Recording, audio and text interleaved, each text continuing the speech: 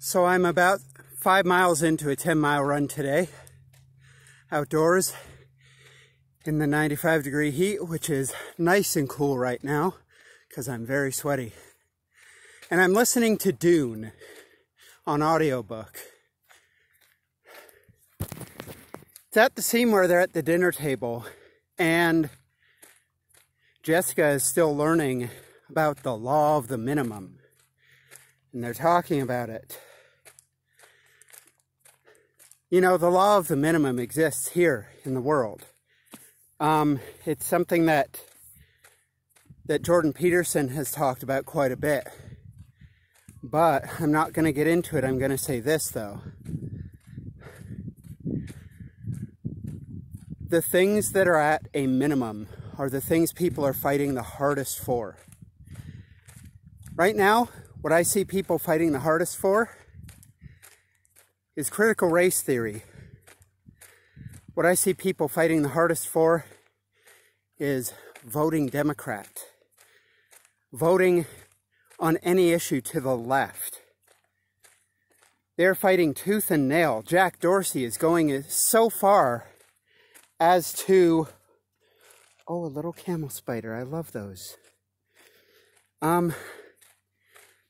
Jack Dorsey is going so far as to apologize, but allow Twitter to continue to suspend the Washington Post, Kayleigh McEnany, and Donald Trump's campaign account. Meanwhile, I don't see the right really fighting at all. They're just kind of going status quo, doing the same thing they would have done 4 or 8 or 12 or 16 or 20 years ago. And it strikes me that though all of these social media accounts, though all of these online campaigns might suggest that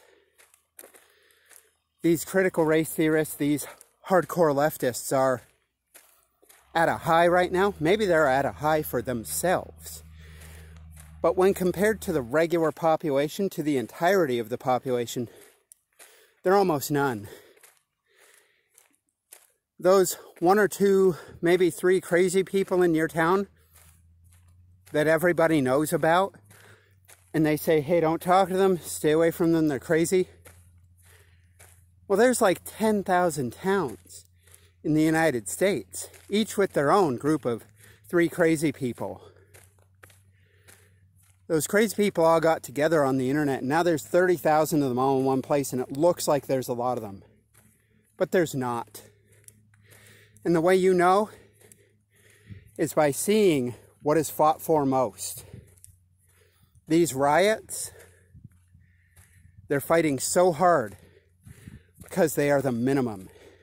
They are the least of us. And those supporting them are also supporting the minimum.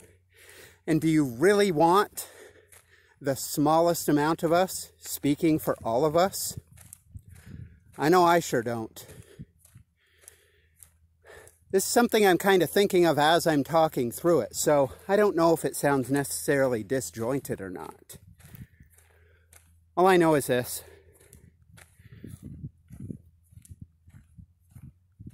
I find that people are pretty quiet about voting for Trump. People tend to keep their mouths shut about it. They tend not to try to convince others, because they know if you have to convince someone, it's not happening. But these Biden folks, these Kamala folks, these people who know that Kamala is going to be president if Biden gets elected,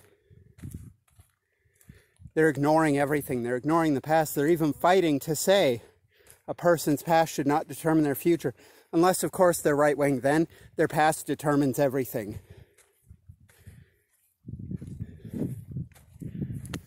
Whew. I guess what I'm saying is, vote your conscience, whether it be left or right. But if you dare try to force somebody to do something, including voting against their own will, you're the bad guy every time. Right now, the people silencing those who are bringing out the information on the son of the vice, Note that I am keeping my language vague so that I don't get targeted here, so that I don't get deleted.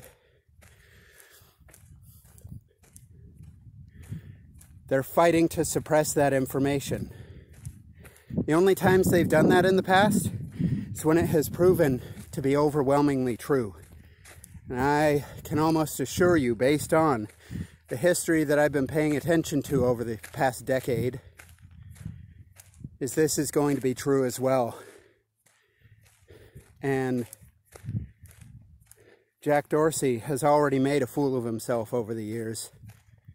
This is going to be no different. And I hope that this time, meddling in an election and allowing foreign powers to assist him, I hope that he's held culpable and prosecuted for it. That would bring me joy. You shouldn't take anything in an election personally, because it's for the country, it's not about you. But you should absolutely take people meddling with it personally. All right, we're at 6 minutes. I'm just going to go ahead and cut it off abruptly. Go ahead and hit the subscribe button. After 2 years of not posting, I think I'm going to be back. We'll see. All right, bye.